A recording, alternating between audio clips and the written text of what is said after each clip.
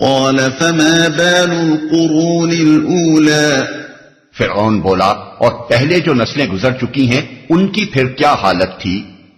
یعنی اگر بات یہی ہے کہ جس نے ہر چیز کو اس کی ساخت بخشی اور زندگی میں کام کرنے کا راستہ بتایا اس کے سوا کوئی دوسرا رب نہیں ہے، تو یہ ہم سب کے باپ دادا جو صدہا برس سے نسل در نسل دوسرے ارباب کی بندگی کرتے چلے آ رہے ہیں، ان کی تمہارے نزدیک کیا پوزیشن ہے؟ کیا وہ سب گمراہ تھے؟ کیا وہ سب عذاب کے مستحق تھے؟ کیا ان سب کی عقلیں ماری گئی تھیں؟ یہ تھا فرعون کے پاس حضرت موسیٰ علیہ السلام کی اس دلیل کا جواب۔ ہو سکتا ہے کہ یہ جواب اس نے بربنائے جہالت دیا ہو، اور ہو سکتا ہے کہ بربنائے شرارت، اور یہ بھی ممکن ہے کہ اس میں دونوں باتیں شامل ہوں، یعنی وہ خود بھی اس بات پر جھلا گیا ہو کہ اس مذہب سے ہمارے تمام بزرگوں کی گمراہی لازم آتی ہے، اور ساتھ ساتھ اس کا مقصد یہ بھی ہو کہ اپنے اہل دربار اور عام اہل مصر کے دلوں میں حضرت موسیٰ علیہ السلام کی دعوت کے خلاف ایک تعصب بھڑکا دے۔ اہل حق کی تبلیغ کے خلاف یہ ہتھ کنڈا ہمیشہ استعمال کیا جاتا رہا ہے اور جاہلوں کو مشتعل کرنے کے لیے بڑا مؤثر ثابت ہوا ہے، خصوصاً اس زمانے میں جب کہ قرآن کی یہ آیات نازل ہوئی ہیں۔ مکے میں نبی صلی اللہ علیہ وسلم کی دعوت کو نیچا دکھانے کے لیے سب سے زیادہ اسی ہتھ کنڈے سے کام لیا جا رہا تھا، اس لیے حضرت موسیٰ علیہ السلام کے مقابلے میں فرعون کی اس مکاری کا ذکر یہاں بالکل برمحل تھا۔ قال علمها عند ربي في كتاب لا يضل ربي ولا ينسى موسیٰ نے کہا اس کا علم میرے رب کے پاس ایک نوشتے میں محفوظ ہے، میرا رب نہ چوکتا ہے نہ بھولتا ہے۔ یہ ایک نہایت ہی حکیمانہ جواب ہے جو حضرت موسیٰ علیہ السلام نے اس وقت دیا، اور اس سے حکمت تبلیغ کا ایک بہترین سبق حاصل ہوتا ہے۔ فرعون کا مقصد جیسا کہ اوپر بیان ہوا ہے سامعین کے اور ان کے توسط سے پوری قوم کے دلوں میں تعصب کی آگ بھڑکانا تھا۔ اگر حضرت موسیٰ علیہ السلام کہتے کہ ہاں وہ سب جاہل اور گمراہ تھے اور سب کے سب جہنم کا ایندھن بنیں گے تو چاہے یہ حق گوئی کا بڑا زبردست نمونہ ہوتا، مگر یہ جواب حضرت موسیٰ علیہ السلام کے بجائے فرعون کے مقصد کی زیادہ خدمت انجام دیتا۔ اس لیے آن جناب نے کمال دانائی کے ساتھ ایسا جواب دیا جو بجائے خود حق بھی تھا اور ساتھ ساتھ اس نے فرعون کے زہریلے دانت بھی توڑ دیے۔ آپ نے فرمایا کہ وہ لوگ جیسے کچھ بھی تھے اپنا کام کر کے خدا کے ہاں جا چکے ہیں، میرے پاس ان کے اعمال اور ان کی نیتوں کو جاننے کا کوئی ذریعہ نہیں ہے کہ ان کے بارے میں کوئی حکم لگاؤں۔ ان کا پورا ریکارڈ اللہ کے پاس محفوظ ہے، ان کی ایک ایک حرکت اور اس کے محرکات کو خدا جانتا ہے، نہ خدا کی نگاہ سے کوئی چیز بچی رہ گئی ہے اور نہ اس کے حافظے سے کوئی شے محو ہوئی ہے۔ ان سے جو کچھ بھی معاملہ خدا کو کرنا ہے اس کو وہی جانتا ہے۔ مجھے اور تمہیں یہ فکر نہیں ہونی چاہیے کہ ان کا موقف کیا تھا اور ان کا انجام کیا ہوگا، ہمیں تو اس کی فکر ہونی چاہیے کہ ہمارا موقف کیا ہے اور ہمیں کس انجام سے دوچار ہونا ہے۔ الذي جعل لكم الأرض مهدا وسلك لكم فيها سبلا وأنزل من السماء ماء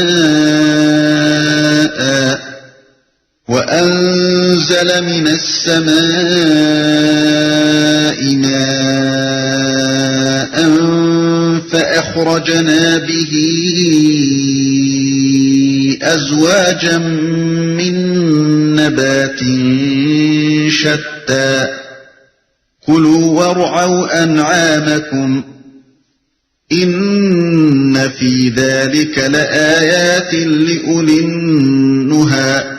وہی ہے جس نے تمہارے لیے زمین کا فرش بچھایا اور اس میں تمہارے چلنے کو راستے بنائے اور اوپر سے پانی برسایا، پھر اس کے ذریعے سے مختلف اقسام کی پیداوار نکالی، کھاؤ اور اپنے جانوروں کو بھی چراؤ، یقیناً اس میں بہت سی نشانیاں ہیں عقل رکھنے والوں کے لیے۔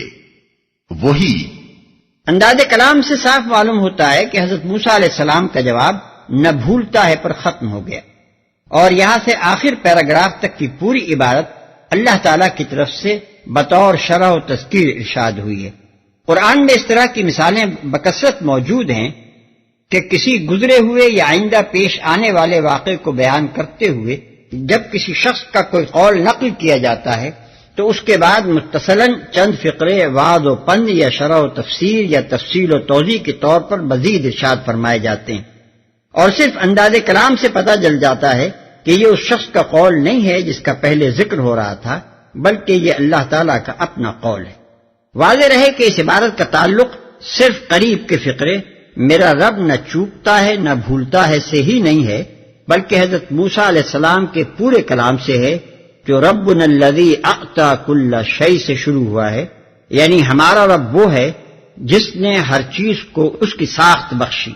عقل رکھنے والوں کے لیے، یعنی جو لوگ عقل سلیم سے کام لے کر جستجو حق کرنا چاہتے ہوں وہ ان نشانات کی مدد سے منزل حقیقت تک پہنچنے کا راستہ معلوم کر سکتے ہیں۔ یہ نشانات ان کو بتا دیں گے کہ اس کائنات کا ایک رب ہے اور ربوبیت ساری کی ساری اسی کی ہے، کسی دوسرے رب کے لیے یہاں کوئی گنجائش نہیں ہے۔ منها خلقناكم وفيها نعيدكم ومنها نخرجكم تارة أخرى۔ اسی زمین سے ہم نے تم کو پیدا کیا ہے، اسی میں ہم تمہیں واپس لے جائیں گے اور اسی سے تم کو دوبارہ نکالیں گے۔ یعنی ہر انسان کو لازماً 3 مرحلوں سے گزرنا ہے۔ ایک مرحلہ موجودہ دنیا میں پیدائش سے لے کر موت تک کا، دوسرا مرحلہ موت سے قیامت تک کا، اور تیسرا قیامت کے روز دوبارہ زندہ ہونے کے بعد کا مرحلہ۔ یہ تینوں مرحلے آیت کی روح سے اسی زمین پر گزرنے والے ہیں۔ وَلَقَدْ أَرَيْنَاهُ آيَاتِنَا كُلَّهَا فَكَذَّبَ وَأَبَى قَالَ أَجِئْتَنَا لِتُخْرِجَنَا مِنْ أَرْضِنَا بِسِحْرِكَ يَا مُوسَى فَلَنَأْتِيَنَّكَ بِسِحْرٍ مِثْلِهِ فَاجْعَلْ بَيْنَنَا وَبَيْنَكَ مَوْعِدًا لا نخلفه نحن ولا أنت مكانا سوى۔ ہم نے فرعون کو اپنی سب ہی نشانیاں دکھائیں مگر وہ جھٹلائے چلا گیا اور نہ مانا۔ کہنے لگا، اے موسیٰ، کیا تو ہمارے پاس اس لیے آیا ہے کہ اپنے جادو کے زور سے ہم کو ہمارے ملک سے نکال باہر کرے؟ اچھا، ہم بھی تیرے مقابلے میں ویسا ہی جادو لاتے ہیں، طے کر لے کب اور کہاں مقابلہ کرنا ہے۔ نہ ہم اس قرارداد سے پھریں گے نہ تو پھریو، کھلے میدان میں سامنے آ جا۔ سب ہی نشانیاں دکھائیں، یعنی آفاق و انفس کے دلائل کی نشانیاں بھی اور وہ معجزات بھی جو حضرت موسیٰ علیہ السلام کو دیے گئے تھے۔ قرآن میں متعدد مقامات پر حضرت موسیٰ علیہ السلام کی وہ تقریریں بھی موجود ہیں جو انہوں نے فرعون کو سمجھانے کے لیے کی، اور وہ معجزات بھی مذکور ہیں جو اس کو پے در پے دکھائے گئے۔ ہمارے ملک سے نکال باہر کرے۔ جادو سے مراد عصا اور ید بیضا کا معجزہ ہے جو سورہ آراف اور سورہ شعراء کی تفصیلات کے بموجب حضرت موسیٰ علیہ السلام نے پہلی ملاقات کے وقت بھرے دربار میں پیش کیا تھا۔ اس معجزے کو دیکھ کر فرعون پر جو بدحواسی طاری ہوئی اس کا اندازہ اس کے اسی فقرے سے کیا جا سکتا ہے کہ تو اپنے جادو کے زور سے ہم کو ہمارے ملک سے نکال باہر کرنا چاہتا ہے۔ دنیا کی تاریخ میں نہ پہلے کبھی یہ واقعہ پیش آیا تھا اور نہ بعد میں کبھی پیش آیا کہ کسی جادوگر نے اپنے جادو کے زور سے کوئی ملک فتح کر لیا ہو۔ فرعون کے اپنے ملک میں سینکڑوں ہزاروں جادوگر موجود تھے جو تماشے دکھا دکھا کر انعام کے لیے ہاتھ پھیلاتے پھرتے تھے۔ اس لیے فرعون کا ایک طرف یہ کہنا کہ تو جادوگر ہے اور دوسری طرف یہ خطرہ ظاہر کرنا کہ تو میری سلطنت چھین لینا چاہتا ہے، کھلی ہوئی بدحواسی کی علامت ہے۔ دراصل وہ حضرت موسیٰ علیہ السلام کی معقول و مدلل تقریر اور پھر ان کے معجزے کو دیکھ کر یہ سمجھ گیا تھا کہ نہ صرف اس کے اہل دربار بلکہ اس کی رعایا کے بھی عوام و خواص اس سے متاثر ہوئے بغیر نہ رہ سکیں گے۔ اس لیے اس نے جھوٹ اور فریب اور تعصبات کی انگیخت سے کام نکالنے کی کوشش شروع کر دی۔ اس نے کہا یہ معجزہ نہیں، جادو ہے، اور ہماری سلطنت کا ہر جادوگر اسی طرح لاٹھی کو سانپ بنا کر دکھا سکتا ہے۔ اس نے کہا لوگوں ذرا دیکھو، یہ تمہارے باپ دادا کو گمراہ اور جہنمی ٹھہراتا ہے۔ اس نے کہا کہ لوگوں ہوشیار ہو جاؤ، یہ پیغمبر کچھ نہیں ہے، اقتدار کا بھوکا ہے، چاہتا ہے کہ یوسف کے زمانے کی طرح پھر بنی اسرائیل یہاں حکمران ہو جائیں اور قبطی قوم سے سلطنت چھین لی جائے۔ ان ہتھ کنڈوں سے وہ دعوت حق کو نیچا دکھانا چاہتا تھا۔ اس مقام پر یہ بات بھی نگاہ میں رہنی چاہیے کہ ہر زمانے میں برسر اقتدار لوگوں نے داعیان حق کو یہی الزام دیا ہے کہ وہ دراصل اقتدار کے بھوکے ہیں اور ساری باتیں اسی مقصد کے لیے کر رہے ہیں۔ اس کی مثالوں کے لیے ملاحظہ ہو سورہ اعراف آیت 110 123، سورہ یونس آیت 78، سورہ مومنون آیت 24۔ قال موعدكم يوم الزينة وأن يحشر الناس ضحى۔ موسیٰ نے کہا جشن کا دن طے ہوا اور دن چڑھے لوگ جمع ہوں۔ فرعون کا مدعا یہ تھا کہ ایک دفعہ جادوگروں سے لاٹھیوں اور رسیوں کا سانپ بنوا کر دکھا دوں تو موسیٰ کے معجزے کا جو اثر لوگوں کے دلوں پر ہوا ہے وہ دور ہو جائے گا۔ یہ حضرت موسیٰ علیہ السلام کی منہ مانگی مراد تھی۔ انہوں نے فرمایا کہ الگ کوئی دن اور جگہ مقرر کرنے کی کیا ضرورت ہے، جشن کا دن قریب ہے جس میں تمام ملک کے لوگ دارالسلطنت میں کھنچ کر آ جاتے ہیں، وہیں میلے کے میدان میں مقابلہ ہو جائے تاکہ ساری قوم دیکھ لے، اور وقت بھی دن کی پوری روشنی کا ہونا چاہیے تاکہ شک و شبے کے لیے کوئی گنجائش نہ رہے۔ فتولى فرعون فجمع كيده ثم أتى۔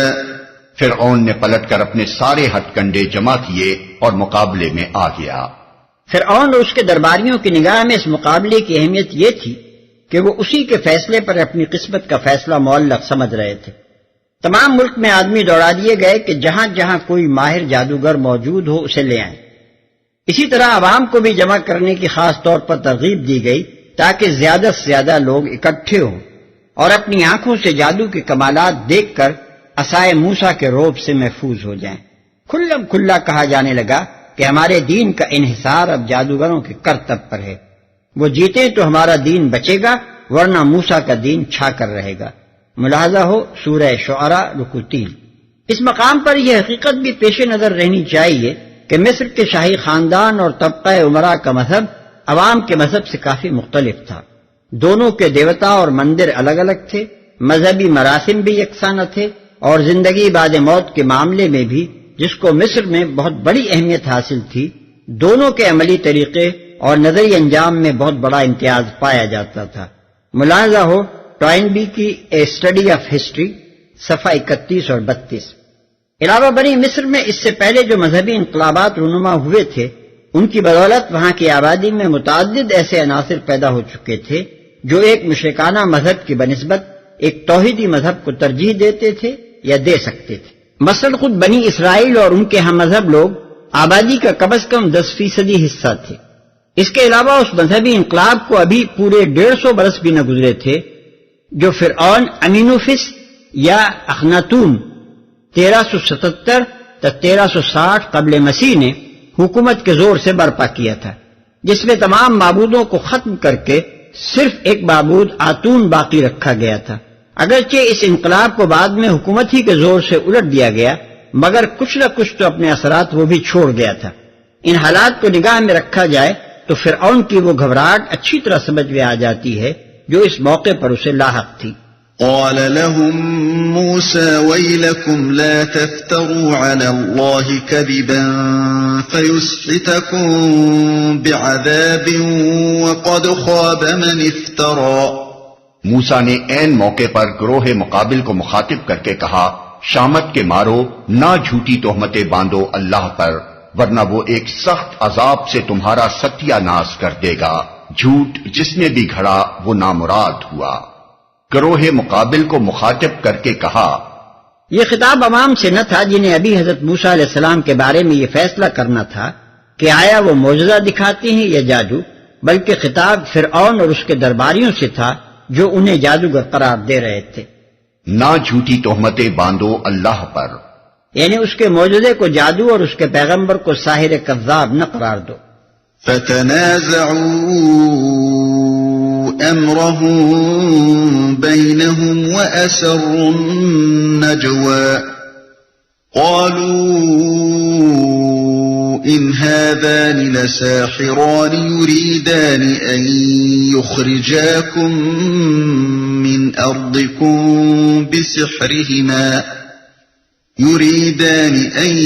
يخرجاكم من ارضكم بسحرهما ويذهبا بطريقتكم المثلى فأجمعوا كيدكم ثم أتوا صفا وَقَدْ أَفْلَحَ الْيَوْمَ مَنِ اسْتَعْلَى. یہ سن کر ان کے درمیان اختلاف رائے ہو گیا اور وہ چپکے چپکے باہم مشورے کرنے لگے. آخر کار کچھ لوگوں نے کہا کہ یہ دونوں تو محض جادوگر ہیں، ان کا مقصد یہ ہے کہ اپنے جادو کے زور سے تم کو تمہاری زمین سے بے دخل کر دیں اور تمہارے مثالی طریقے زندگی کا خاتمہ کر دیں. اپنی ساری تدبیریں آج اکٹھی کر لو اور ایکا کر کے میدان میں آؤ. بس یہ سمجھ لو کہ آج جو غالب رہا وہی جیت گیا. باہم مشورے کرنے لگے. اس سے معلوم ہوتا ہے کہ یہ لوگ اپنے دلوں میں اپنی کمزوری کو خود محسوس کر رہے تھے. ان کو معلوم تھا کہ حضرت موسیٰ علیہ السلام نے جو کچھ دکھایا ہے وہ جادو نہیں ہے. وہ پہلے ہی سے اس مقابلے میں ڈرتے اور ہچکچاتے ہوئے آئے تھے، اور جب عین موقع پر حضرت موسیٰ علیہ السلام نے ان کو للکار کر متنبع کیا تو ان کا عزم یکایک متزلزل ہو گیا. ان کا اختلاف رائے اس امر میں ہوا ہوگا کہ آیا اس بڑے تہوار کے موقع پر جبکہ پورے ملک سے آئے ہوئے آدمی اکٹھے ہیں، کھلے میدان اور دن کی پوری روشنی میں یہ مقابلہ کرنا ٹھیک ہے یا نہیں؟ اگر یہاں ہم شکست کھا گئے اور سب کے سامنے جادو اور معجزے کا فرق کھل گیا تو پھر بات سنبھالے نہ سنبھل سکے گی. آخر کار کچھ لوگوں نے کہا، اور یہ کہنے والے لازماً فرعونی پارٹی کے وہ سرفرے لوگ ہوں گے جو حضرت موسیٰ علیہ السلام کی مخالفت میں ہر بازی کھیل جانے پر تیار تھے. جہاں دیدہ اور معاملہ فہم لوگ قدم آگے بڑھاتے ہوئے جھجک رہے ہوں گے، اور یہ سرفرے جوشیلے لوگ کہتے ہوں گے کہ خواہ کی دور اندیشیاں چھوڑ دو اور جی کڑا کر کے مقابلہ کر ڈالو. مثالی طریقے زندگی کا خاتمہ کر دیں. یعنی ان لوگوں کا دار و مدار دو باتوں پر تھا. ایک یہ کہ اگر جادوگر بھی موسیٰ کی طرح لاٹھیوں سے سانپ بنا کر دکھا دیں گے تو موسیٰ کا جادوگر ہونا مجمع عام میں ثابت ہو جائے گا. دوسرے یہ کہ وہ تعصبات کی آگ بھڑکا کر حکمران طبقے کو اندھا جوش دلانا چاہتے تھے، اور یہ خوف انہیں دلا رہے تھے کہ موسیٰ کا غالب آ جانا تمہارے ہاتھوں سے ملک نکل جانے اور تمہارے مثالی یعنی آئیڈیل طریقے زندگی کے ختم ہو جانے کا ہم مانی ہے. وہ ملک کے بااثر طبقے کو ڈرا رہے تھے کہ اگر موسیٰ کے ہاتھ اقتدار آ گیا تو یہ تمہاری ثقافت اور یہ تمہارے آرٹ اور یہ تمہارا حسین و جمیل تمدن اور یہ تمہاری تفریحات اور یہ تمہاری خواتین کی آزادیاں جن کے شاندار نمونے حضرت یوسف علیہ السلام کے زمانے کی خواتین پیش کر چکی تھیں، غرض وہ سب کچھ جس کے بغیر زندگی کا کوئی مزہ نہیں غارت ہو کر رہ جائے گا. اس کے بعد تو نری ملائیت کا دور دورہ ہوگا جسے برداشت کرنے سے مر جانا بہتر. ایکا کر کے میدان میں آؤ. یعنی ان کے مقابلے میں متحدہ محاذ پیش کرو. اگر اس وقت تمہارے درمیان آپس ہی میں پھوٹ پڑ گئی اور عین مقابلے کے وقت مجمع عام کے سامنے یہ ہچکچاہٹ اور سرگوشیاں ہونے لگی تو ابھی ہوا اکھڑ جائے گی اور لوگ سمجھ لیں گے کہ تم خود اپنے حق پر ہونے کا یقین نہیں رکھتے بلکہ دلوں میں چور لیے ہوئے مقابلے پر آئے ہو. قالوا يا موسى إما أن تلقي وإما أن نكون أول من ألقى. جادوگر بولے، موسیٰ تم پھینکتے ہو یا پہلے ہم پھینکیں؟ جادوگر بولے. بیچ کی یہ تفصیل چھوڑ دی گئی کہ اس پر فرعون کی صفوں میں اعتماد بحال ہو گیا اور مقابلہ شروع کرنے کا فیصلہ کر کے جادوگروں کو احکام دے دیے گئے کہ میدان میں اتر آئیں. قال بل ألقوا فإذا حبالهم وعصيهم يخيل إليه من سحرهم أنها تسعى فأوجس في نفسه خيفة موسى. موسیٰ نے کہا نہیں تم ہی پھینکو. یکا یک ان کی رسیاں اور ان کی لاٹھیاں ان کے جادو کے زور سے موسیٰ کو دوڑتی ہوئی محسوس ہونے لگی اور موسیٰ اپنے دل میں ڈر گیا. دوڑتی ہوئی محسوس ہونے لگی. سورہ اعراف میں بیان ہوا تھا کہ فلما القوا سحروا اعین الناس واسترهبوهم، یعنی جب انہوں نے اپنے انچر پھینکے تو لوگوں کی نگاہوں کو مسحور کر دیا اور انہیں دہشت زدہ کر دیا. آیت 116. یہاں بتایا جا رہا ہے کہ یہ اثر صرف عام لوگوں پر ہی نہیں ہوا تھا، خود حضرت موسیٰ علیہ السلام بھی سحر کے اثر سے متاثر ہو گئے تھے. ان کی صرف آنکھوں ہی نے یہ محسوس نہیں کیا بلکہ ان کے خیال پر بھی یہ اثر پڑا کہ لاٹھیاں اور رسیاں سانپ بن کر دوڑ رہی ہیں. موسیٰ اپنے دل میں ڈر گیا. معلوم ایسا ہوتا ہے کہ جو ہی حضرت موسیٰ علیہ السلام کی زبان سے پھینکو کا لفظ نکلا، جادوگروں نے یک بارگی اپنی لاٹھیاں اور رسیاں ان کی طرف پھینک دیں، اور اچانک ان کو یہ نظر آیا کہ سینکڑوں سانپ دوڑتے ہوئے ان کی طرف چلے آ رہے ہیں۔ اس منظر سے فوری طور پر اگر موسیٰ علیہ السلام نے ایک دہشت اپنے اندر محسوس کی ہو تو یہ کوئی عجیب بات نہیں ہے۔ انسان بہرحال انسان ہی ہوتا ہے، خواہ پیغمبر ہی کیوں نہ ہو، انسانیت کے تقاضے اس سے منفک نہیں ہو سکتے۔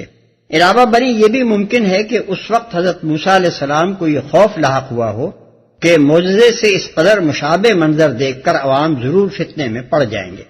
اس مقام پر یہ بات لائق ذکر ہے کہ قرآن یہاں اس امر کی تصدیق کر رہا ہے کہ عام انسانوں کی طرح پیغمبر بھی جادو سے متاثر ہو سکتا ہے، اگرچہ جادوگر اس کی نبوت سلب کر لینے یا اس کے اوپر نازل ہونے والی وحی میں خلل ڈال دینے یا جادو کے اثر سے اس کو گمراہ کر دینے کی طاقت نہیں رکھتا، لیکن فی الجملہ کچھ دیر کے لیے اس کے قوا پر ایک گونا اثر ضرور ڈال سکتا ہے۔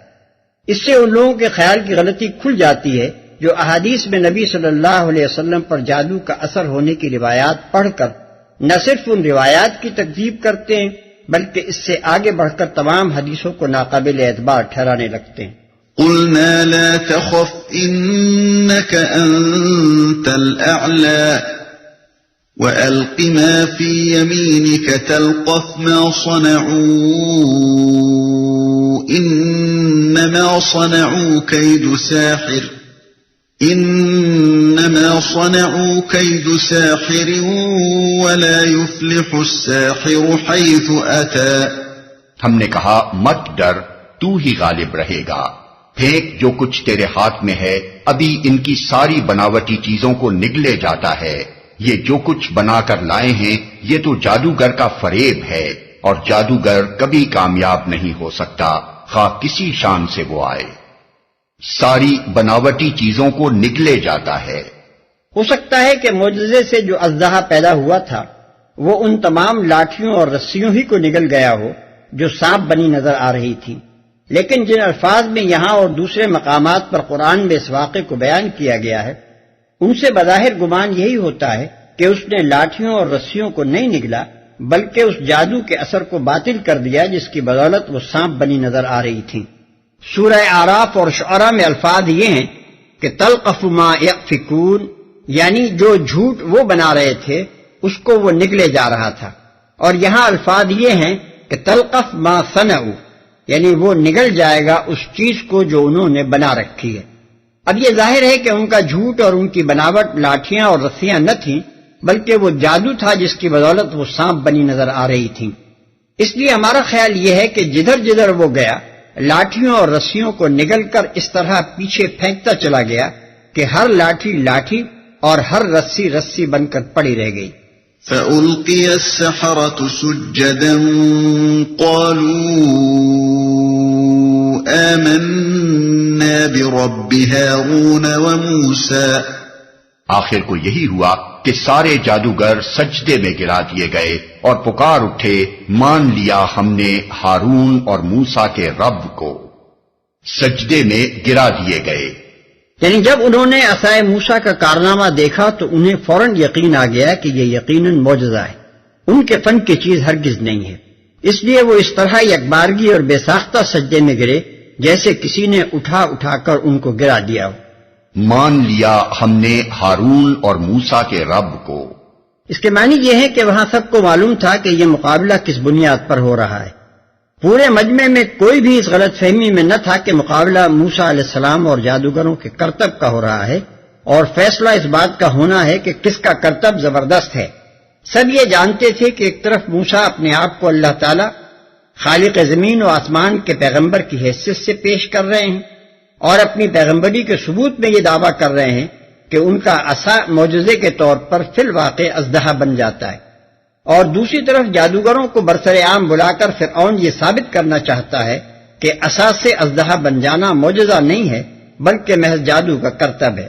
بالفاظ دیگر وہاں فرعون اور جادوگر اور سارے تماشائی عوام و خاص معجزے اور جادو کے فرق سے واقف تھے، اور امتحان اس بات کا ہو رہا تھا کہ موسیٰ جو کچھ دکھا رہے ہیں یہ جادو کی قسم سے ہے یا اس معجزے کی قسم سے جو رب العالمین کی قدرت کے کرشمے کے سوا اور کسی طاقت سے نہیں دکھایا جا سکتا۔ یہی وجہ ہے کہ جادوگروں نے اپنے جادو کو مغلوب ہوتے دیکھ کر یہ نہیں کہا کہ ہم نے مان لیا موسیٰ ہم سے زیادہ باکمال ہے، بلکہ انہیں فوراً یقین آ گیا کہ موسیٰ واقعی اللہ رب العالمین کے سچے پیغمبر ہیں، اور وہ پکار اٹھے کہ ہم اس خدا کو مان گئے جس کے پیغمبر کی حیثیت سے موسیٰ اور ہارون آئے ہیں۔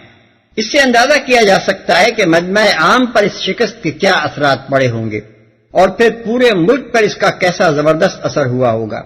فرعون نے ملک کے سب سے بڑے مرکزی میلے میں یہ مقابلہ اس امید پر کرایا تھا کہ جب مصر کے ہر گوشے سے آئے ہوئے لوگ اپنی آنکھوں سے دیکھ جائیں گے کہ لاٹھی سے سانپ بنا دینا موسیٰ علیہ السلام کا کوئی نرالا کمال نہیں ہے، ہر جادوگر یہ کرتب دکھا لیتا ہے تو موسیٰ کی ہوا اکھڑ جائے گی، لیکن اس کی یہ تدبیر اسی پر الٹ پڑی، اور قریہ قریہ سے آئے ہوئے لوگوں کے سامنے خود جادوگروں ہی نے بالاتفاق اس بات کی تصدیق کر دی کہ موسیٰ جو کچھ دکھا رہے ہیں یہ ان کے فن کی چیز نہیں ہے، یہ فی الواقع معجزہ ہے جو صرف خدا کا پیغمبر ہی دکھا سکتا ہے۔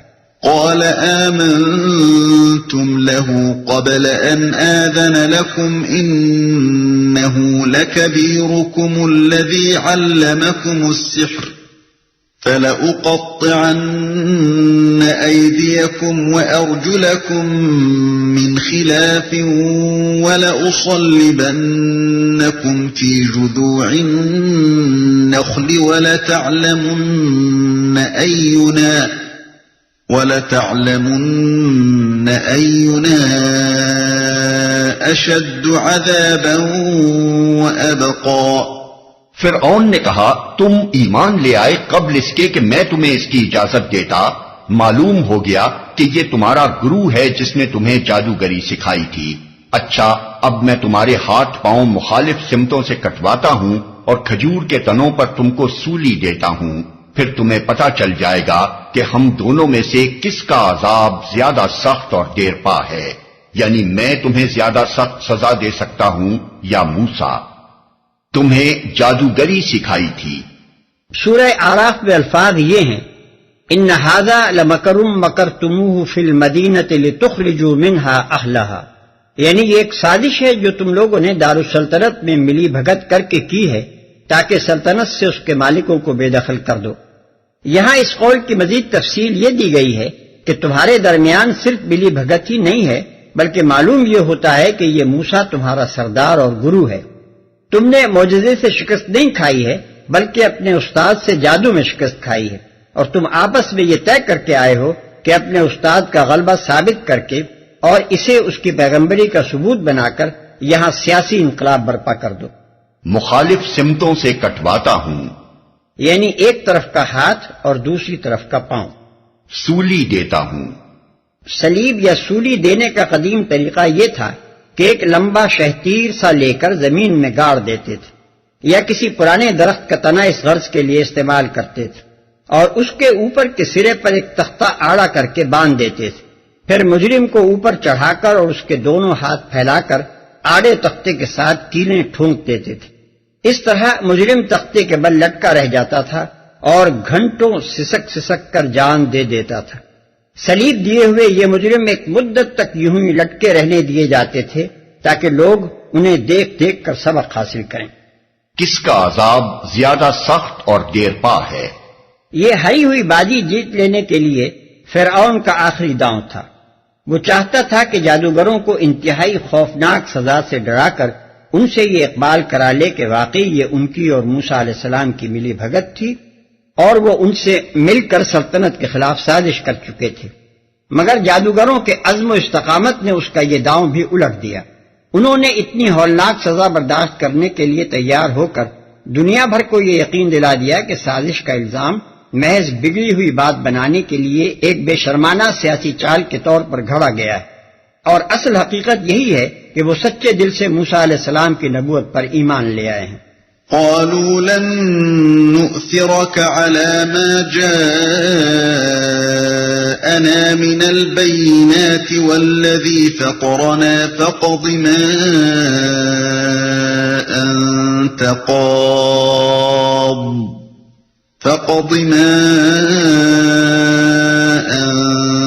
قاض إنما تقضي هذه الحياة الدنيا جادوگروں نے جواب دیا، قسم ہے اس ذات کی جس نے ہمیں پیدا کیا ہے، یہ ہرگز نہیں ہو سکتا کہ ہم روشن نشانیاں سامنے آ جانے کے بعد بھی صداقت پر تجھے ترجیح دیں۔ تو جو کچھ کرنا چاہے کر لے، تو زیادہ سے زیادہ بس اسی دنیا کی زندگی کا فیصلہ کر سکتا ہے، تجھے ترجیح دیں۔ دوسرا ترجمہ اس آیت کا یہ بھی ہو سکتا ہے کہ یہ ہرگز نہیں ہو سکتا کہ ہم ان روشن نشانیوں کے مقابلے میں جو ہمارے سامنے آ چکی ہیں اور اس ذات کے مقابلے میں جس نے ہمیں پیدا کیا ہے تجھے ترجیح دیں۔ إنا آمنا بربنا ليغفر لنا خطايانا وما أكرهتنا عليه من السحر والله خير وأبقى۔ ہم تو اپنے رب پر ایمان لے آئے تاکہ وہ ہماری خطائیں معاف کر دے اور اس جادوگری سے جس پر تو نے ہمیں مجبور کیا تھا درگزر فرمائے۔ اللہ ہی اچھا ہے اور وہی باقی رہنے والا ہے۔ إنه من يأت ربه مجرما فإن له جهنم لا يموت فيها ولا يحيا۔ حقیقت یہ ہے کہ جو مجرم بن کر اپنے رب کے حضور حاضر ہوگا اس کے لیے جہنم ہے جس میں وہ نہ جیے گا نہ مرے گا۔ حقیقت یہ ہے۔ یہ جادوگروں کے قول پر اللہ تعالیٰ کا اپنا اضافہ ہے۔ انداز کلام خود بتا رہا ہے کہ یہ عبارت جادوگروں کے قول کا حصہ نہیں ہے۔ وہ نہ جیے گا نہ مرے گا، یعنی موت اور زندگی کے درمیان لٹکتا رہے گا، نہ موت آئے گی کہ اس کی تکلیف اور مصیبت کا خاتمہ کر دے، اور نہ جینے کا ہی کوئی لطف اسے حاصل ہوگا کہ زندگی کو موت پر ترجیح دے سکے۔ زندگی سے بیزار ہوگا مگر موت نصیب نہ ہوگی، مرنا چاہے گا مگر مر نہ سکے گا۔ قرآن مجید میں دوزخ کے عذابوں کی جتنی تفصیلات دی گئی ہیں ان میں سب سے زیادہ خوفناک صورت عذاب یہی ہے جس کے تصور سے روح کانپ اٹھتی ہے۔ ومن يأته مؤمنا قد عمل الصالحات فأولئك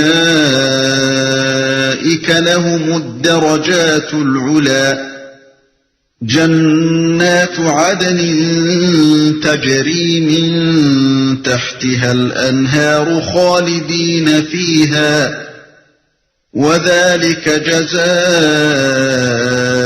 من تزكى۔ اور جو اس کے حضور مومن کی حیثیت سے حاضر ہوگا جس نے نیک عمل کیے ہوں گے، ایسے سب لوگوں کے لیے بلند درجے ہیں، سدا بہار باغ ہیں جن کے نیچے نہریں بہ رہی ہوں گی، ان میں وہ ہمیشہ رہیں گے۔ یہ جزا ہے اس شخص کی جو پاکیزگی اختیار کرے۔ وَلَقَدْ أَوْحَيْنَا إِلَى مُوسَىٰ أَنْ أَسْرِ بِعِبَادِي فَاضْرِبْ لَهُمْ طَرِيقًا فِي الْبَحْرِ يَبَسًا لَا تَخَافُ دَرَكًا وَلَا تَخْشَىٰ۔ ہم نے موسیٰ پر وحی کی کہ اب راتوں رات میرے بندوں کو لے کر چل پڑ اور ان کے لیے سمندر میں سوکھی سڑک بنا لے، تجھے کسی کے تعاقب کا ذرا خوف نہ ہو اور نہ سمندر کے بیچ سے گزرتے ہوئے ڈر لگے۔ ہم نے موسیٰ پر وحی کی۔ بیچ میں ان حالات کی تفصیل چھوڑ دی گئی ہے جو اس کے بعد مصر کے طویل زمانے قیام میں پیش آئے۔ ان تفصیلات کے لیے ملاحظہ ہو سورہ اعراف رکوع 15 اور 16، سورہ یونس رکوع 9، سورہ مومن رکوع 3 تا 5 اور سورہ زخرف رکوع 5۔ سوکھی سڑک بنا لے۔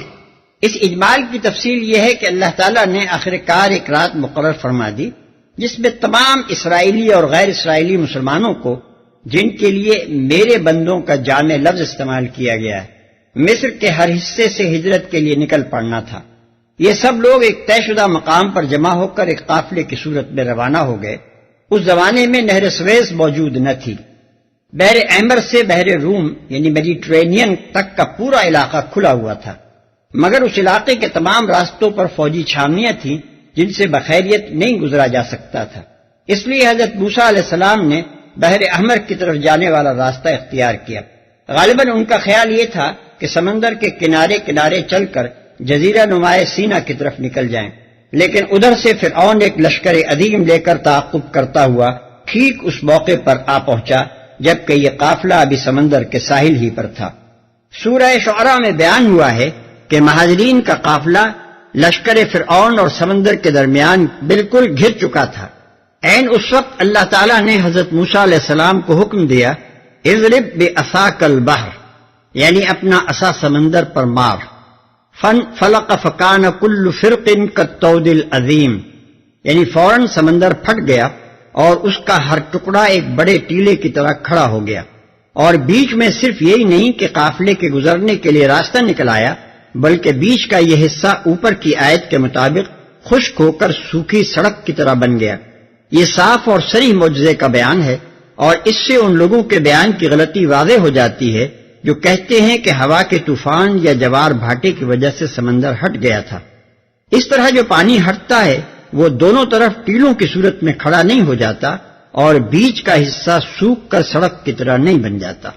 فأتبعهم فرعون بجنوده فغشيهم من اليم ما غشيهم، پیچھے سے فرعون اپنے لشکر لے کر پہنچا اور پھر سمندر ان پر چھا گیا جیسا کہ چھا جانے کا حق تھا۔ سورہ شعراء میں بیان ہوا ہے کہ مہاجرین کے گزرتے ہی فرعون اپنے لشکر سمیت سمندر کے اس درمیانی راستے میں اتر آیا۔ آیات 64 تا 66۔ یہاں بیان کیا گیا ہے کہ سمندر نے اس کو اور اس کے لشکر کو دبوچ لیا۔ سورہ بقرہ میں ارشاد ہوا ہے کہ بنی اسرائیل سمندر کے دوسرے کنارے پر سے فرعون اور اس کے لشکر کو غرق ہوتے ہوئے دیکھ رہے تھے، آیت 50۔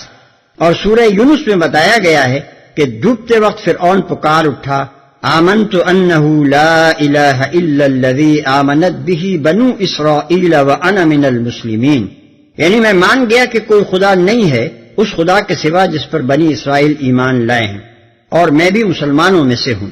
مگر اس آخری لمحے کے ایمان کو قبول نہ کیا گیا اور جواب ملا الآن وقد عصیت قبل وکنت من المفسدین فالیوم ننجیک ببدنک لتکون لمن خلفک آیہ، یعنی اب ایمان لاتا ہے اور پہلے یہ حال تھا کہ نافرمانی کرتا رہا اور فساد کیے چلا گیا۔ اچھا، آج ہم تیری لاش کو بچائے لیتے ہیں تاکہ تو بعد کی نسلوں کے لیے نشان عبرت بنا رہے، آیات 90 تا 92۔ وَأَضَلَّ فِرْعَوْنُ قَوْمَهُ وَمَا هَدَى، فرعون نے اپنی قوم کو گمراہ ہی کیا تھا، کوئی صحیح رہنمائی نہیں کی تھی۔ بڑے لطیف انداز میں کفار مکہ کو متنبہ کیا جا رہا ہے کہ تمہارے سردار اور لیڈر بھی تم کو اسی راستے پر لیے جا رہے ہیں جس پر فرعون اپنی قوم کو لے جا رہا تھا۔ اب تم خود دیکھ لو کہ یہ کوئی صحیح رہنمائی نہ تھی۔ اس قصے کے خاتمے پر مناسب معلوم ہوتا ہے کہ بائبل کے بیانات کا بھی جائزہ لے لیا جائے تاکہ ان لوگوں کے جھوٹ کی حقیقت کھل جائے جو کہتے ہیں کہ قرآن میں یہ قصے بنی اسرائیل سے نقل کر لیے گئے ہیں۔ بائبل کی کتاب خروج ایکسوڈس میں اس قصے کی جو تفصیلات بیان ہوئی ہیں ان کے حسب ذیل اجزاء قابل توجہ ہیں۔ 1، باب 4 آیت 2 تا 5 میں بتایا گیا ہے کہ عصا کا معجزہ حضرت موسیٰ علیہ السلام کو دیا گیا تھا، اور آیت 17 میں انہی کو یہ ہدایت کی گئی ہے کہ تو اس لاٹھی کو اپنے ہاتھ میں لے جا اور اسی سے ان معجزوں کو دکھانا۔ مگر آگے جا کر نہ معلوم یہ لاٹھی کس طرح حضرت ہارون کے قبضے میں چلی گئی اور وہی اس سے معجزے دکھانے لگے۔ باب 7 سے لے کر بعد کے ابواب میں مسلسل ہم کو حضرت ہارون ہی لاٹھی کے معجزے دکھاتے نظر آتے ہیں۔ 2، باب 5 میں فرعون سے حضرت موسیٰ علیہ السلام کی پہلی ملاقات کا حال بیان کیا گیا ہے، اور اس میں سرے سے اس بحث کا کوئی ذکر ہی نہیں ہے جو اللہ تعالیٰ کی توحید اور اس کی ربوبیت کے مسئلے پر ان کے اور فرعون کے درمیان ہوئی تھی۔ فرعون کہتا ہے کہ خداوند کون ہے کہ میں اس کی بات مانوں اور بنی اسرائیل کو جانے دوں؟ میں خداوند کو نہیں جانتا۔ مگر حضرت موسیٰ علیہ السلام اور ہارون اس کے سوا کچھ جواب نہیں دیتے کہ عبرانیوں کا خدا ہم سے ملا ہے۔ باب 5 آیت 2 اور 3۔ 3، جادوگروں سے مقابلے کی پوری داستان بس ان چند فقروں میں سمیٹ دی گئی ہے، اور خداوند نے موسیٰ اور ہارون سے کہا کہ جب فرعون تم کو کہے کہ اپنا معجزہ دکھاؤ تو ہارون سے کہنا کہ اپنی لاٹھی کو لے کر فرعون کے سامنے ڈال دے تاکہ وہ سانپ بن جائے۔ اور موسیٰ اور ہارون فرعون کے پاس گئے اور انہوں نے خداوند کے حکم کے مطابق کیا، اور ہارون نے اپنی لاٹھی فرعون اور اس کے خادموں کے سامنے ڈال دی اور وہ سانپ بن گئی۔ تب فرعون نے بھی داناؤں اور جادوگروں کو بلوایا اور مصر کے جادوگروں نے بھی اپنے جادو سے ایسا ہی کیا، کیونکہ انہوں نے بھی اپنی اپنی لاٹھی سامنے ڈالی اور وہ سانپ بن گئیں، لیکن ہارون کی لاٹھی ان کی لاٹھیوں کو نگل گئی۔ باب 7 آیت 8 تا 12۔ اس بیان کا مقابلہ قرآن کے بیان سے کر کے دیکھ لیا جائے کہ قصے کی ساری روح یا کس بری طرح فنا کی گئی۔ سب سے زیادہ عجیب بات یہ ہے کہ جشن کے دن کھلے میدان میں باقاعدہ چیلنج کے بعد مقابلہ ہونا اور پھر شکست کے بعد جادوگروں کا ایمان لانا جو قصے کی اصل جان تھا، سرے سے یہاں مذکور ہی نہیں ہے۔ 4، قرآن کہتا ہے کہ حضرت موسیٰ علیہ السلام کا مطالبہ بنی اسرائیل کی رہائی اور آزادی کا تھا۔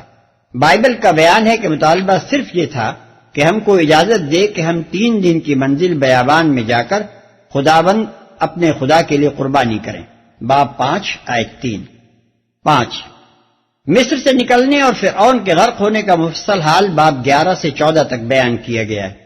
اس میں بہت سی مفید معلومات اور قرآن کے اجمال کی تفصیلات بھی ہمیں ملتی ہیں اور ان کے ساتھ متعدد عجیب باتیں بھی۔ مثلا باب 14 کی آیات 15 اور 16 میں حضرت موسیٰ علیہ السلام کو حکم دیا جاتا ہے کہ تو اپنی لاٹھی، جی ہاں، اب لاٹھی حضرت ہارون سے لے کر پھر حضرت موسیٰ کو دے دی گئی ہے، اٹھا کر اپنا ہاتھ سمندر کے اوپر بڑھا اور اسے 2 حصے کر، اور بنی اسرائیل سمندر کے بیچ میں سے خشک زمین پر چل کر نکل جائیں گے۔ لیکن آگے چل کر آیت 21-22 میں کہا جاتا ہے کہ پھر موسیٰ نے اپنا ہاتھ سمندر کے اوپر بڑھایا اور خداوند نے رات بھر تند پوربی آندھی چلا کر اور سمندر کو پیچھے ہٹا کر اسے خشک زمین بنا دیا اور پانی 2 حصے ہو گیا، اور بنی اسرائیل سمندر کے بیچ میں سے خشک زمین پر چل کر نکل گئے اور ان کے داہنے اور بائیں ہاتھ پانی دیوار کی طرح تھا۔ یہ بات سمجھ میں نہیں آئی کہ آیا یہ معجزہ تھا یا طبعی واقعہ؟ اگر معجزہ تھا تو عصا کی ضرب سے ہی رونما ہو گیا ہوگا جیسا کہ قرآن میں کہا گیا ہے، اور اگر طبعی واقعہ تھا تو یہ عجیب صورت ہے کہ مشرقی آندھی نے سمندر کو بیچ میں سے پھاڑ کر پانی کو دونوں طرف دیوار کی طرح کھڑا کر دیا اور بیچ میں سے خشک راستہ بنا دیا۔ کیا فطری طریقے سے ہوا کبھی ایسے کرشمے دکھاتی ہے؟ تلمود کا بیان نسبتاً بائبل سے مختلف اور قرآن سے قریب تر ہے، مگر دونوں کا مقابلہ کرنے سے صاف محسوس ہو جاتا ہے کہ ایک جگہ براہ راست علم وحی کی بنا پر واقعات بیان کیے جا رہے ہیں اور دوسری جگہ صدیوں کی سینہ بسینہ روایات میں واقعات کی صورت اچھی خاصی مسخ ہو گئی ہے۔ ملاحظہ ہو دی تالمود سلیکشنز ایچ پلانو پیج 150-54۔ يا بني إسرائيل قد أنجيناكم من عدوكم وواعدناكم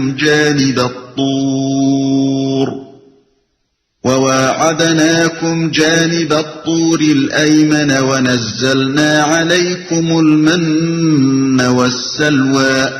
اے بنی اسرائیل، ہم نے تم کو تمہارے دشمن سے نجات دی اور طور کے دائیں جانب تمہاری حاضری کے لیے وقت مقرر کیا اور تم پر من و سلوہ اتارا۔ اے بنی اسرائیل، سمندر کو عبور کرنے سے لے کر کوہ سینا کے دامن میں پہنچنے تک کی داستان بیچ میں چھوڑ دی گئی۔ اس کی تفصیلات سورہ اعراف رکوع 16 اور 17 میں گزر چکی ہیں، اور وہاں یہ بھی گزر چکا ہے کہ مصر سے نکلتے ہی بنی اسرائیل جزیرہ نمائے سینا کے ایک مندر کو دیکھ کر اپنے لیے ایک بناوٹی خدا مانگ بیٹھے تھے۔ طور کے دائیں جانب یعنی طور کے مشرقی دامن میں وقت مقرر کیا۔ سورہ بقرہ رکوع 6 اور سورہ اعراف رکوع 17 میں بیان کیا گیا ہے کہ اللہ تعالیٰ نے بنی اسرائیل کو شریعت کا ہدایت نامہ عطا کرنے کے لیے 40 دن کی میعاد مقرر کی تھی، جس کے بعد حضرت موسیٰ علیہ السلام کو پتھر کی تختیوں پر لکھے ہوئے احکام عطا کیے گئے۔ من و سلوہ اتارا۔ من و سلوہ کے بارے میں بائبل کا بیان ہے کہ مصر سے نکلنے کے بعد جب بنی اسرائیل دشت سین میں ایلیم اور سینا کے درمیان گزر رہے تھے اور خوراک کے ذخیرے ختم ہو کر فاقوں کی نوبت آ گئی تھی، اس وقت من و سلوہ کا نزول شروع ہوا اور فلسطین کے آباد علاقے میں پہنچنے تک پورے 40 سال یہ سلسلہ جاری رہا۔ خروج باب 16، گنتی باب 11 آیت 7 تا 9، یشوع باب 5 آیت 12۔ کتاب خروج میں من و سلوہ کی یہ کیفیت بیان کی گئی ہے۔ اور یوں ہوا کہ شام کو اتنی بٹیریں آئیں کہ ان کی خیمہ گاہ کو ڈھانک لیا، اور صبح کو خیمہ گاہ کے آس پاس اوس پڑی ہوئی تھی، اور جب وہ اوس جو پڑی تھی سوکھ گئی تو کیا دیکھتے ہیں کہ بیابان میں ایک چھوٹی چھوٹی گول گول چیز، ایسی چھوٹی جیسے پالے کے دانے ہوتے ہیں، زمین پر پڑی ہے۔ بنی اسرائیل اسے دیکھ کر آپس میں کہنے لگے من، کیونکہ وہ نہیں جانتے تھے کہ وہ کیا ہے۔ باب 16 آیت 13 تا 15۔ اور بنی اسرائیل نے اس کا نام من رکھا، اور وہ دھنیے کے بیج کی طرح سفید، اور اس کا مزہ شہد کے بنے ہوئے پوے کی طرح تھا۔ آیت 31۔ گنتی میں اس کی مزید تشریح یہ ملتی ہے، لوگ ادھر ادھر جا کر اسے جمع کرتے اور اسے چکی میں پیستے یا اوکھلی میں کوٹ لیتے تھے، پھر اسے ہانڈیوں میں ابال کر روٹیاں بناتے تھے۔ اس کا مزہ تازہ تیل کا سا تھا، اور رات کو جب لشکرگاہ میں اوس پڑتی تو اس کے ساتھ من بھی گرتا تھا۔ باب 11 آیت 8 اور 9۔ یہ بھی ایک معجزہ تھا، کیونکہ 40 برس بعد جب بنی اسرائیل کے لیے خوراک کے فطری ذرائع بہم پہنچ گئے تو یہ سلسلہ بند کر دیا گیا۔ اب نہ اس علاقے میں بٹیروں کی وہ کثرت ہے، نہ من ہی کہیں پایا جاتا ہے۔ تلاش و جستجو کرنے والوں نے ان علاقوں کو چھان مارا ہے جہاں بائبل کے بیان کے مطابق بنی اسرائیل نے 40 سال تک دشت نوردی کی تھی، من ان کو کہیں نہ ملا۔ البتہ کاروباری لوگ خریداروں کو بیوقوف بنانے کے لیے من کا حلوہ ضرور بیچتے پھرتے ہیں۔ كلوا من طيبات ما رزقناكم ولا تطغوا فيه فيحل عليكم غضبي ومن يحلل عليه غضبي فقد هوى وإني لغفار لمن تاب وآمن وعمل صالحا ثم اهتدى۔ کھاؤ ہمارا دیا ہوا پاک رزق اور اسے کھا کر سرکشی نہ کرو، ورنہ تم پر میرا غضب ٹوٹ پڑے گا، اور جس پر میرا غضب ٹوٹا وہ پھر گر کر ہی رہا۔ البتہ جو توبہ کر لے اور ایمان لائے اور نیک عمل کرے پھر سیدھا چلتا رہے، اس کے لیے میں بہت درگزر کرنے والا ہوں۔ یعنی مغفرت کے لیے 4 شرطیں ہیں۔ اول توبہ یعنی سرکشی و نافرمانی یا شرک و کفر سے باز آ جانا۔ دوسرے ایمان یعنی اللہ اور رسول اور کتاب اور آخرت کو صدق دل سے مان لینا۔ تیسرے عمل صالح یعنی اللہ اور رسول کی ہدایات کے مطابق نیک عمل کرنا۔ چوتھے اہتداء یعنی راہ راست پر ثابت قدم رہنا اور پھر غلط راستے پر نہ جا پڑنا۔ وما أعجلك عن قومك يا موسى۔ اور کیا چیز تمہیں اپنی قوم سے پہلے لے آئی موسیٰ؟ اور کیا چیز؟ یہاں سے سلسلہ بیان اس واقعے کے ساتھ جڑتا ہے جو ابھی اوپر بیان ہوا ہے، یعنی بنی اسرائیل سے یہ وعدہ کیا گیا تھا کہ تم طور کے دائیں جانب ٹھہرو اور 40 دن کی مدت گزرنے پر تمہیں ہدایت نامہ عطا کیا جائے گا۔ پہلے لے آئی موسیٰ۔ اس فقرے سے معلوم ہوتا ہے کہ قوم کو راستے ہی میں چھوڑ کر حضرت موسیٰ علیہ السلام اپنے رب کی ملاقات کے شوق میں آگے چلے گئے تھے۔ طور کی جانب ایمن میں جہاں کا وعدہ بنی اسرائیل سے کیا گیا تھا ابھی قافلہ پہنچنے بھی نہ پایا تھا کہ حضرت موسیٰ علیہ السلام اکیلے روانہ ہو گئے اور حاضری دے دی۔ اس موقع پر جو معاملات خدا اور بندے کے درمیان ہوئے ان کی تفصیلات سورہ اعراف رکوع 17 میں درج ہیں۔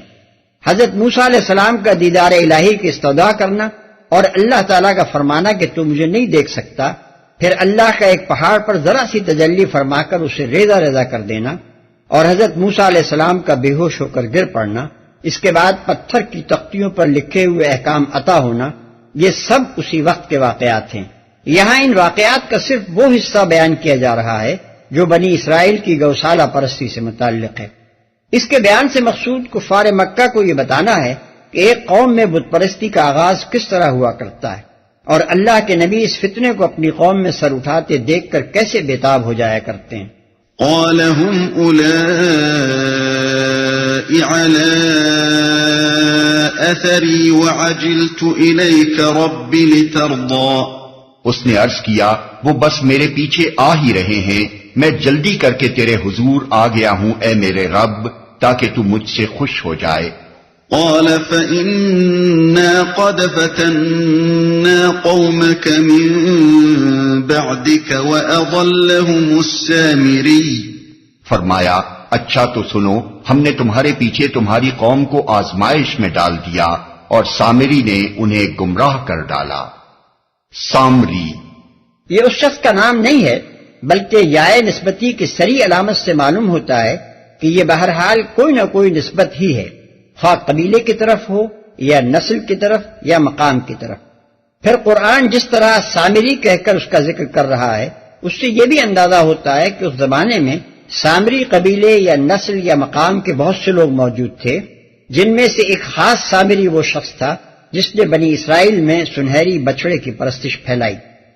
اس سے زیادہ کوئی تشریح قرآن کے اس مقام کی تفسیر کے لیے فی الحقیقت درکار نہیں ہے، لیکن یہ مقام ان اہم مقامات میں سے ہے جہاں عیسائی مشنریوں اور خصوصاً مغربی مستشرقین نے قرآن پر حرف گیری کی حد کر دی ہے۔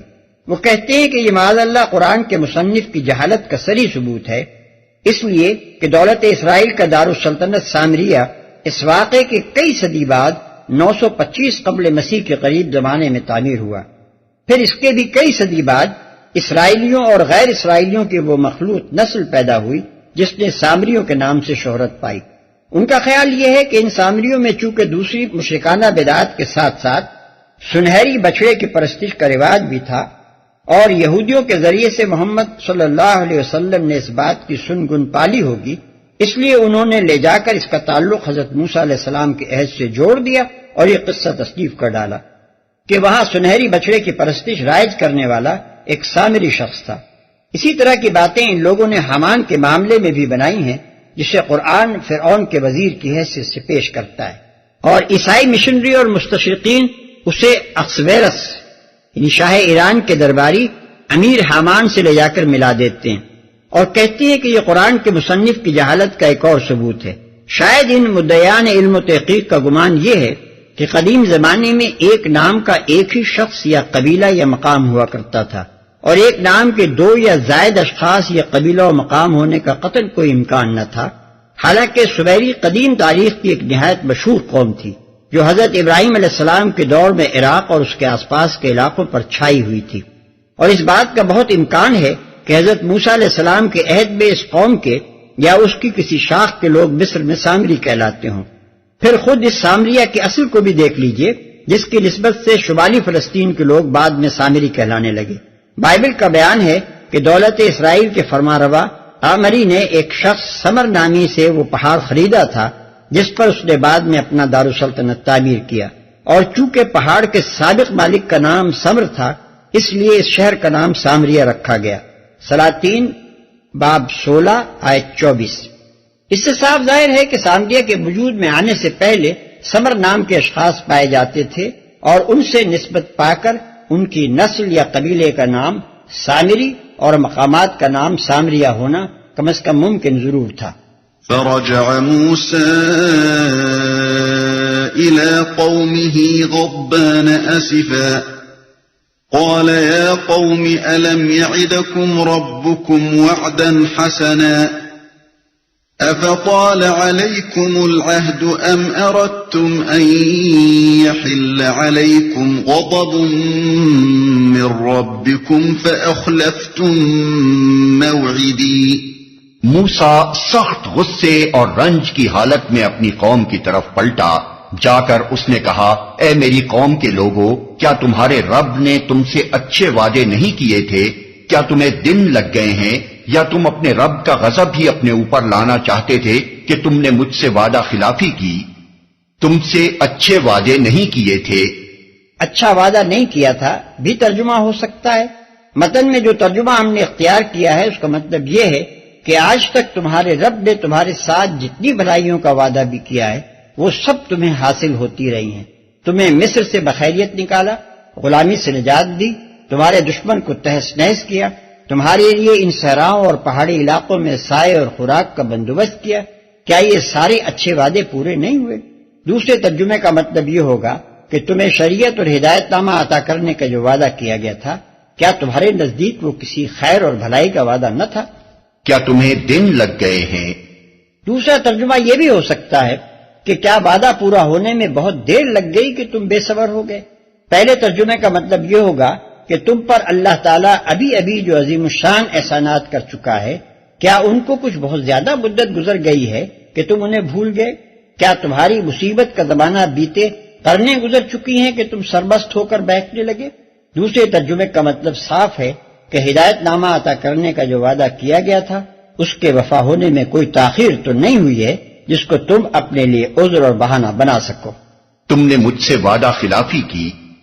اس سے مراد وہ وعدہ ہے جو ہر قوم اپنے نبی سے کرتی ہے، اس کے اتباع کا وعدہ، اس کی دی ہوئی ہدایت پر ثابت قدم رہنے کا وعدہ، اللہ کے سوا کسی کی بندگی نہ کرنے کا وعدہ۔ قالوا ما أخلفنا موعدك بملكنا ولكننا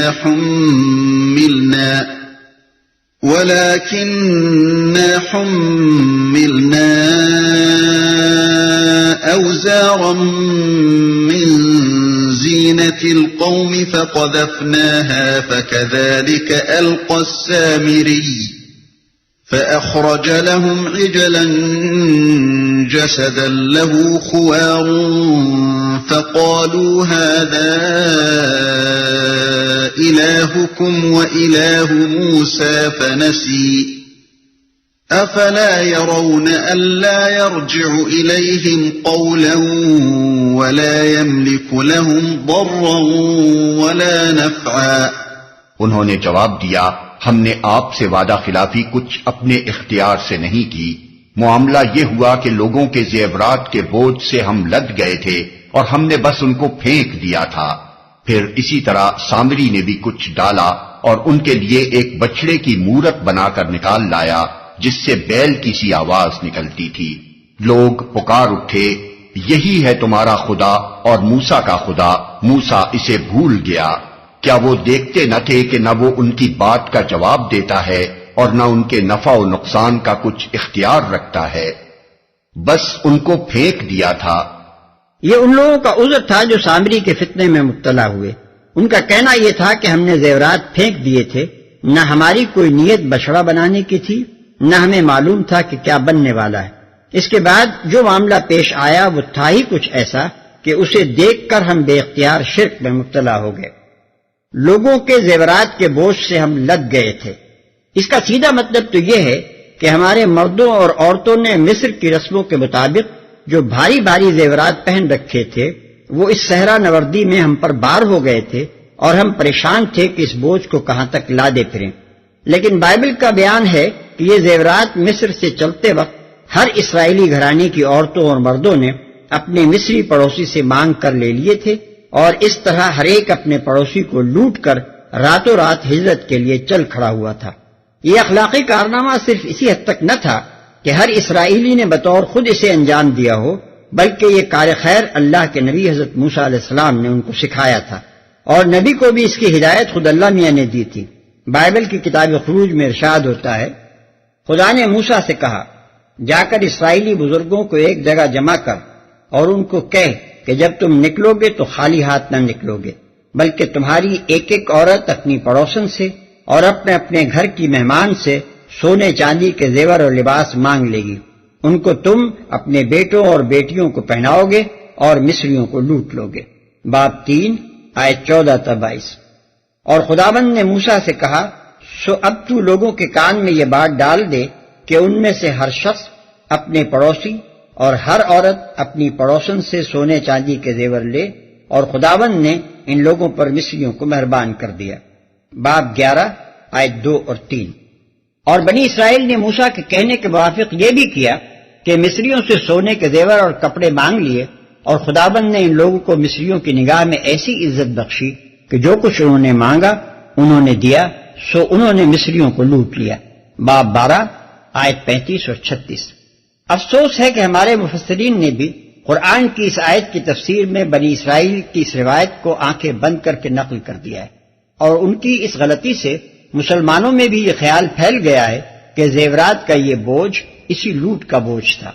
آیت کے دوسرے ٹکڑے اور ہم نے بس ان کو پھینک دیا تھا کا مطلب ہماری سمجھ میں یہ آتا ہے کہ جب اپنے زیورات کو لادے پھرنے سے لوگ تنگ آ گئے ہوں گے تو باہم مشورے سے یہ بات قرار پائی ہوگی کہ سب کے زیورات ایک جگہ جمع کر لیے جائیں اور یہ نوٹ کر لیا جائے کہ کس کا کتنا سونا اور کس کی کتنی چاندی ہے، پھر ان کو گلا کر اینٹوں اور سلاخوں کی شکل میں ڈھال لیا جائے تاکہ قوم کے مجموعی سامان کے ساتھ گدھوں اور بیلوں پر ان کو لاد کر چلا جا سکے۔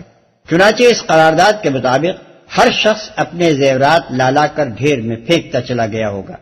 پھر یہاں سے پیراگراف کے آخر تک کی عبارت پر غور کرنے سے صاف معلوم ہوتا ہے کہ قوم کا جواب پھینک دیا تھا پر ختم ہو گیا ہے، اور بعد کی یہ تفصیل اللہ تعالیٰ خود بتا رہا ہے۔ اس سے صورت واقعہ یہ معلوم ہوتی ہے کہ لوگ پیش آنے والے فتنے سے بے خبر اپنے اپنے زیور لالا کر ڈھیر کرتے چلے گئے، اور سامری صاحب بھی ان میں شامل تھے۔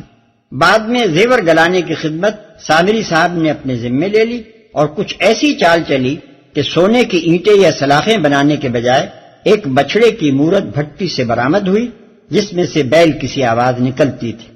اس طرح سامری نے قوم کو دھوکہ دیا کہ میں تو صرف سونا گلانے کا قصوروار ہوں، یہ تمہارا خدا آپ ہی اس شکل میں جلوہ فرما ہو گیا ہے۔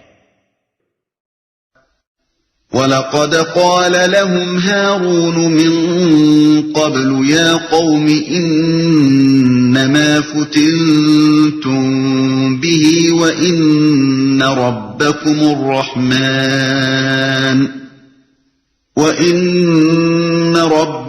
الرَّحْمَنُ فَاتَّبِعُونِي وَأَطِيعُوا أَمْرِي۔ ہارون موسیٰ کے آنے سے پہلے ہی ان سے کہہ چکا تھا کہ لوگو تم اس کی وجہ سے فتنے میں پڑ گئے ہو، تمہارا رب تو رحمان ہے، پس تم میری پیروی کرو اور میری بات مانو۔ قالوا لن نبرح عليه عاكفين حتى يرجع إلينا موسى، مگر انہوں نے اس سے کہہ دیا کہ ہم تو اسی کی پرستش کرتے رہیں گے جب تک کہ موسیٰ واپس نہ آ جائے۔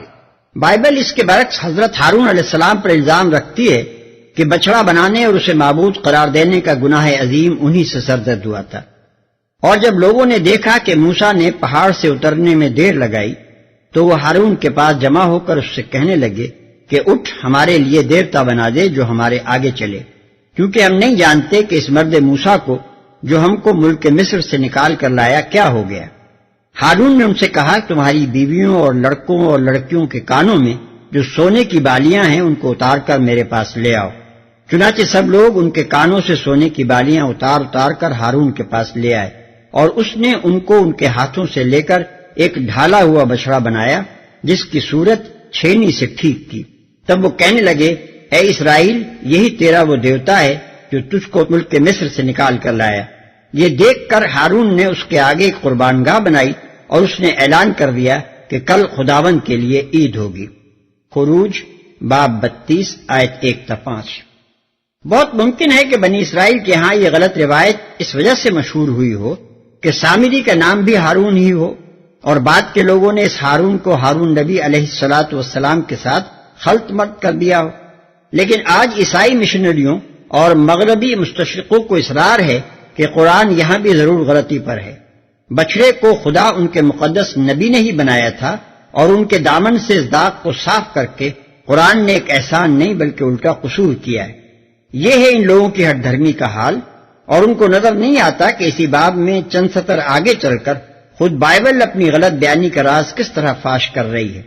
اس باب کی آخری 10 آیتوں میں بائبل یہ بیان کرتی ہے کہ حضرت موسیٰ علیہ السلام نے اس کے بعد بنی لادی کو جمع کیا اور اللہ تعالیٰ کا یہ حکم سنایا کہ جن لوگوں نے شرک کا یہ گناہ عظیم کیا ہے انہیں قتل کیا جائے، اور ہر ایک مومن خود اپنے ہاتھ سے اپنے اس بھائی اور ساتھی اور پڑوسی کو قتل کرے جو گوشالہ پرستی کا مرتکب ہوا تھا۔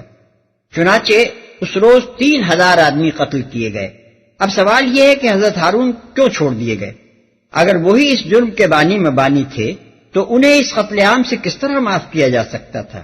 کیا بنی لادی یہ نہ کہتے کہ موسیٰ ہم کو تو حکم دیتے ہو کہ ہم اپنے گناہگار بھائیوں اور ساتھیوں اور پڑوسیوں کے اپنے ہاتھوں سے قتل کریں، مگر خود اپنے بھائی پر ہاتھ نہیں اٹھاتے، حالانکہ اصل گناہگار وہی تھا۔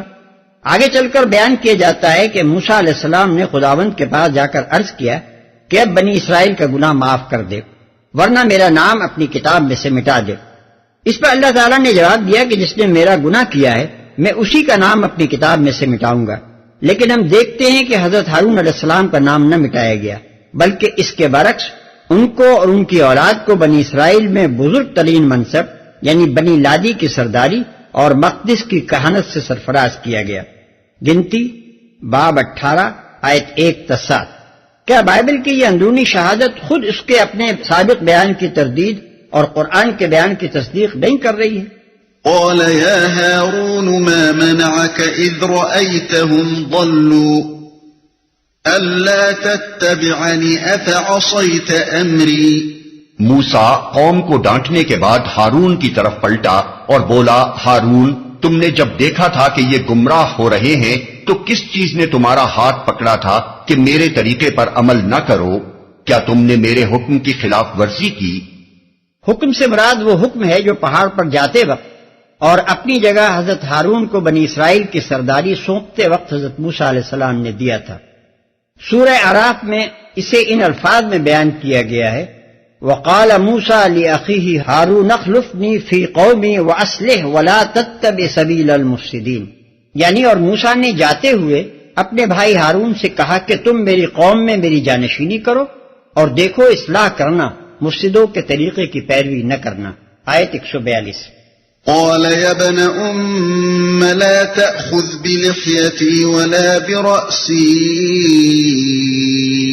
إني خشيت أن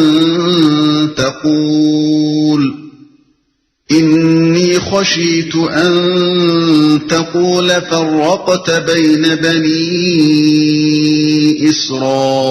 إسرائيل ولم ترقب قولي۔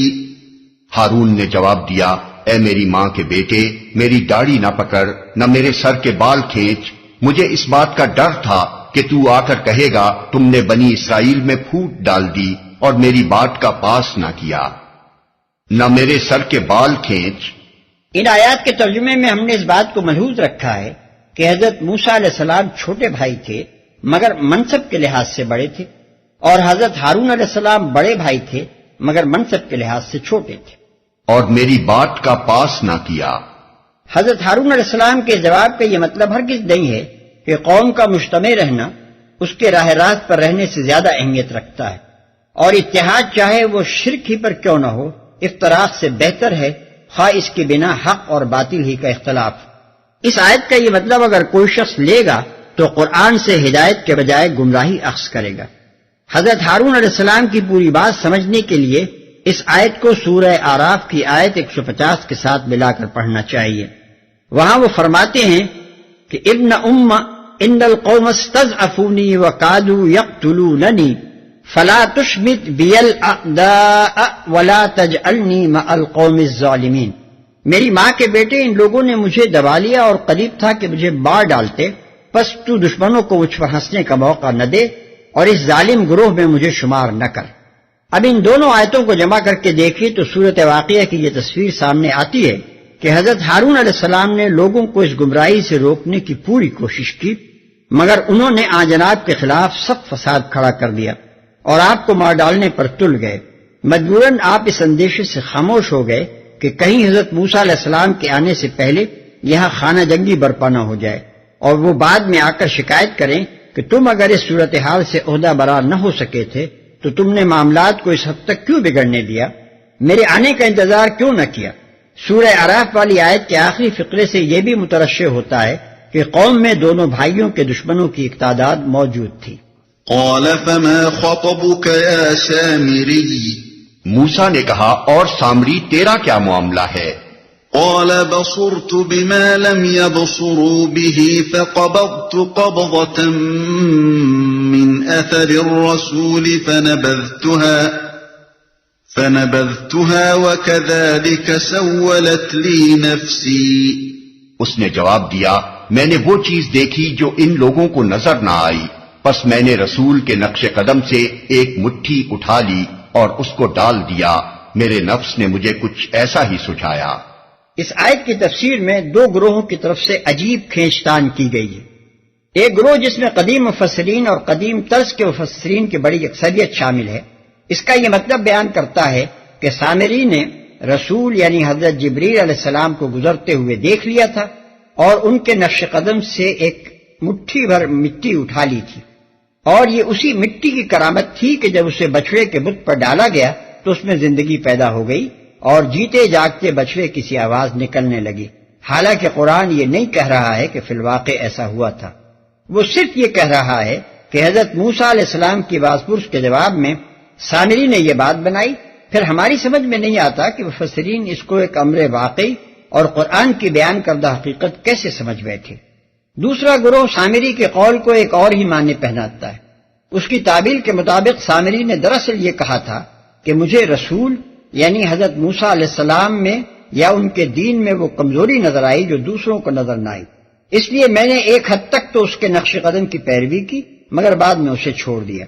یہ تعویل غالباً سب سے پہلے ابو مسلم اصفہانی کو سوجھی تھی، پھر امام راضی رحمۃ اللہ علیہ نے اس کو اپنی تفسیر میں نقل کر کے اس پر اپنی پسندیدگی کا اظہار کیا، اور اب طرز جدید کے مفسرین بالعموم اسی کو ترجیح دے رہے ہیں۔ لیکن یہ حضرات اس بات کو بھول جاتے ہیں کہ قرآن معموں اور پہیلیوں کی زبان میں نازل نہیں ہوا ہے، بلکہ صاف اور عام فہم عربی مبین میں نازل ہوا ہے، جس کو ایک عام عرب اپنی زبان کے معروف محاورے کے مطابق سمجھ سکے۔ کوئی شخص جو عربی زبان کے معروف محاورے اور روزمرہ سے واقف ہو کبھی یہ نہیں مان سکتا کہ سامری کے اس معافی ضمیر کو ادا کرنے کے لیے عربی مبین میں وہ الفاظ استعمال کیے جائیں گے جو آیت زیر تفسیر میں پائے جاتے ہیں۔ نہ ایک عام عرب ان الفاظ کو سن کر کبھی وہ مطلب لے سکتا ہے جو یہ حضرات بیان کر رہے ہیں۔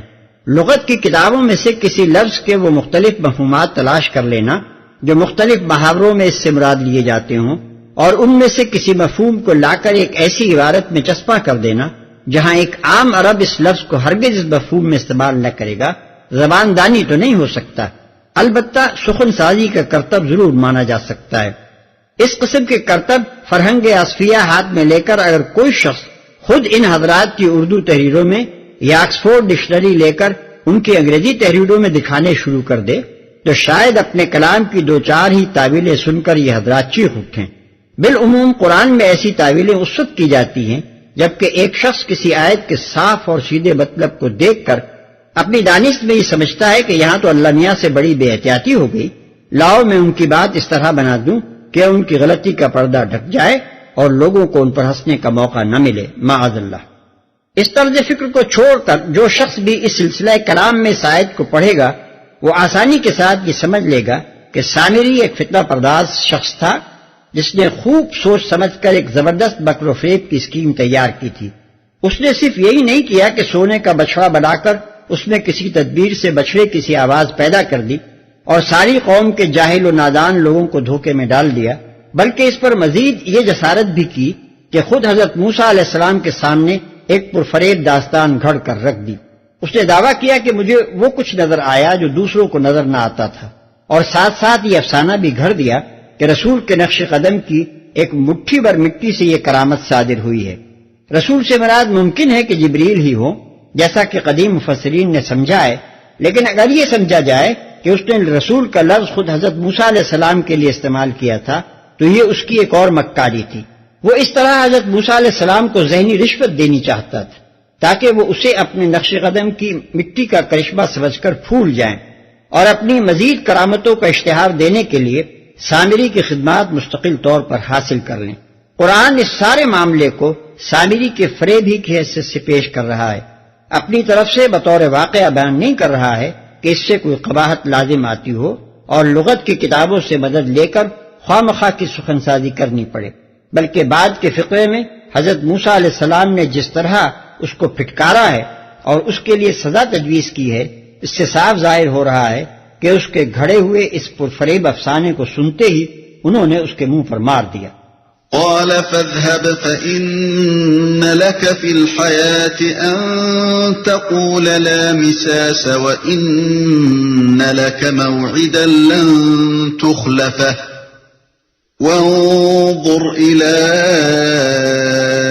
إلهك الذي ظلت عليه عاكفا لنحرقنه ثم لننسفنه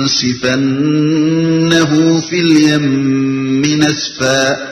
موسیٰ نے کہا اچھا تو جا، اب زندگی بھر تجھے یہی پکارتے رہنا ہے کہ مجھے نہ چھونا، اور تیرے لیے باز پرس کا ایک وقت مقرر ہے جو تجھ سے ہرگز نہ ٹلے گا، اور دیکھ اپنے اس خدا کو جس پر تو ریچھا ہوا تھا، اب ہم اسے جلا ڈالیں گے اور ریزہ ریزہ کر کے دریا میں بہا دیں گے، مجھے نہ چھونا۔ یعنی صرف یہی نہیں کہ زندگی بھر کے لیے معاشرے سے اس کے تعلقات توڑ دیے گئے اور اسے اچھوت بنا کر رکھ دیا گیا، بلکہ یہ ذمہ داری بھی اس پر ڈالی گئی کہ ہر شخص کو وہ خود اپنے اچھوت پن سے آگاہ کرے اور دور ہی سے لوگوں کو مطلع کرتا رہے کہ میں اچھوت ہوں، مجھے ہاتھ نہ لگانا۔ بائبل کی کتاب اخبار میں کوڑیوں کی چھوت سے لوگوں کو بچانے کے لیے جو قواعد بیان کیے گئے ہیں، ان میں سے ایک قاعدہ یہ بھی ہے کہ اور جو کوڑی اس بلا میں مبتلا ہو اس کے کپڑے پھٹے اور اس کے سر کے بال بکھرے رہیں، اور وہ اپنے اوپر کے ہونٹ کو ڈھانکے اور چلا چلا کر کہے ناپاک ناپاک۔ جتنے دنوں تک وہ اس بلا میں مبتلا رہے وہ ناپاک رہے گا، اور وہ ہے بھی ناپاک، پس وہ اکیلا رہے، اس کا مکان لشکرگاہ کے باہر ہو۔ باب 13 آیت 45-46۔ اس سے گمان ہوتا ہے کہ یا تو اللہ تعالیٰ کی طرف سے عذاب کے طور پر اس کو کوڑھ کے مرض میں مبتلا کر دیا گیا ہوگا، یا پھر اس کے لیے یہ سزا تجویز کی گئی ہوگی کہ جس طرح جسمانی کوڑھ کا مریض لوگوں سے الگ کر دیا جاتا ہے، اسی طرح اس اخلاقی کوڑھ کے مریض کو بھی الگ کر دیا جائے، اور یہ بھی کوڑھی کی طرح پکار پکار کر ہر قریب آنے والے کو مطلع کرتا رہے کہ میں ناپاک ہوں، مجھے نہ چھونا۔ انما الہکم اللہ الذی لا الہ الا ہو وسع کل شیء علما۔ لوگو، تمہارا خدا تو بس ایک ہی اللہ ہے جس کے سوا کوئی اور خدا نہیں ہے، ہر چیز پر اس کا علم حاوی ہے۔